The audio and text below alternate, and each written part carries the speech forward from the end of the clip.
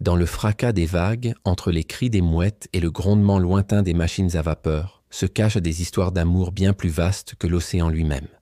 Des histoires nées sur les quais, entre l'ivresse des départs et l'angoisse des adieux. Au XIXe siècle, dans les ports vibrants d'Anvers et d'Ostende, l'amour se vivait dans l'attente, la promesse, et parfois dans la tragédie la plus sombre. Ce sont des liaisons de sel et de feu, forgées entre des hommes partis vers l'inconnu et des femmes restées à guetter l'horizon, le cœur suspendu à un souffle de vent. Bienvenue dans une époque fascinante, où l'amour ne se mesurait pas en jours ou en semaines, mais à la force du vent, à la profondeur du silence, et surtout, au courage infaillible d'espérer. Imaginez un instant. Le XIXe siècle. La Belgique, jeune nation, tourne son visage vers la mer.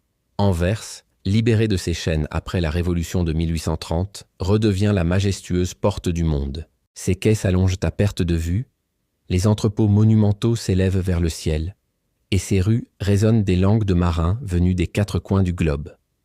C'est une ville en pleine effervescence, un carrefour où les destins se croisent, s'entremêlent et parfois se brisent. Pendant ce temps, plus à l'ouest, Ostende se pare de ses plus beaux atours pour devenir la perle de la mer du Nord. C'est un port à double visage. D'un côté, un lieu de commerce et de pêche intense où la vie est rude. De l'autre, une station balnéaire élégante où les élites européennes viennent chercher l'air marin et les distractions mondaines.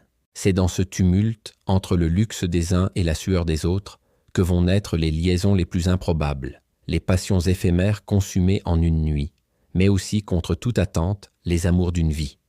Les ports, à cette époque, sont bien plus que de simples lieux de passage. Ce sont des mondes parallèles, des univers à part entière, faits de bruits incessants, d'attentes fiévreuses et de promesses murmurées à la hâte. La vie des marins est rythmée par les départs. Chaque marée haute est une déchirure, un arrachement à la terre ferme, à une famille, à un amour naissant. Leur existence est une succession d'horizons nouveaux et d'adieux. Pour les femmes restées sur les quais, le temps s'écoule différemment. Leur vie est rythmée, non pas par les départs, mais par les retours. Elles sont les gardiennes de la mémoire, les sentinelles de l'espoir. Dans les tavernes enfumées du quartier du Schippersquartier à Anvers, on ne boit pas seulement pour oublier. On échange des lettres qui ont traversé les océans, on confie des bijoux comme autant de talismans, on grave des initiales sur le bois usé du quai, comme pour sceller un serment face à l'immensité de la mer. À Ostende, le spectacle est tout aussi poignant. Les pêcheuses aux mains abîmées par le sel, les lavandières au dos courbé, les jeunes filles de la bourgeoisie en promenade croisent le regard des officiers britanniques en escale des capitaines au long cours et des aventuriers rêvant de terres lointaines. Ici, l'amour est un contraste permanent. Il peut être brutal, presque sauvage, né d'une rencontre d'un soir, mais aussi d'une tendresse infinie, d'une sincérité désarmante, même s'il est souvent condamné d'avance par le temps et par la mer, cette grande rivale. Chaque au revoir n'est pas un simple adieu.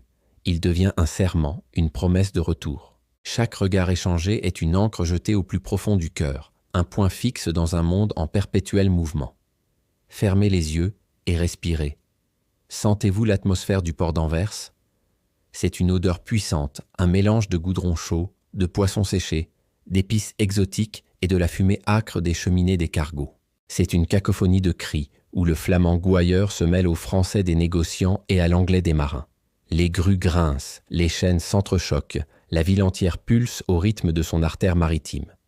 Maintenant, transportons-nous à Ostende. Le vent froid du large vous gifle le visage. La brume du matin enveloppe les silhouettes des bateaux, les transformant en navires fantômes. Au loin, la cloche du phare sonne, un son grave et mélancolique qui rythme les heures et avertit des dangers.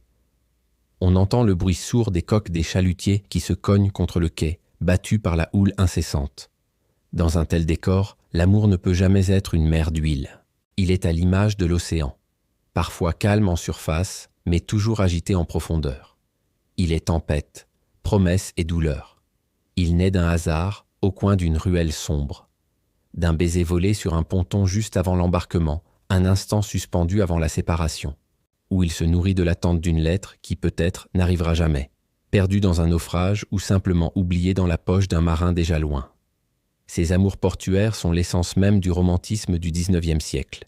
Intense, passionné et tragiquement fragile. Merci d'avoir embarqué avec moi pour ce voyage dans le temps. Si ces histoires de marins et de cœurs en attente vous touchent, n'oubliez pas de vous abonner à la chaîne et d'activer la cloche pour ne pas manquer la suite de notre exploration. À très bientôt pour de nouvelles histoires.